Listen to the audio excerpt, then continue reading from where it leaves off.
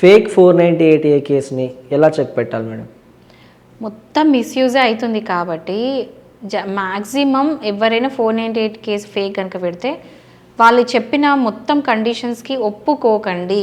ఏ husband కూడా తప్పు చేయకుండా మీరు అనవసరంగా ఆ అమ్మాయి అడిగినంత కంపెన్సేషన్ యాలిమనీ రూపంలో కట్టకండి. Because you can do it. మీరు క్వాష్ అనేది చేయించుకోవచ్చు. మీ మీద ఒకవేళ పెట్టిన అలిగేషన్స్ అంతా తప్పు ఫేక్ అయితే మాత్రం క్వాష్ అనే ఒక సొల్యూషన్ ఉంది. సో హైకోర్టుకి వచ్చి క్వాష్ చేయించుకోండి. అంతేకాని వాళ్ళు పెట్టిన డిమాండ్కి కండిషన్స్కి ఒప్పుకొని మీరు కట్టాల్సిన పని లేదు. ఎందుకంటే ఎవరైనా తప్పు చేస్తే తప్పు చేసిన వాళ్ళు మాత్రం సఫర్ అవ్వాలి.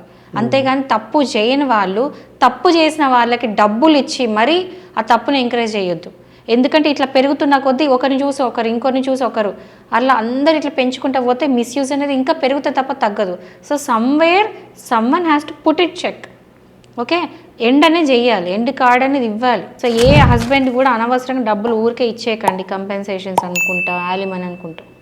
498 అంటే ఫైట్ ఇట్. ఒకవేళ తప్పు చేసిన వాళ్ళని నేను చెప్పలేను, కానీ తప్పు చేయని వాళ్ళు మాత్రం ఖచ్చితంగా మీరు వెళ్ళి క్వాష్ చేయించుకోండి, క్లియర్ చేసుకోండి.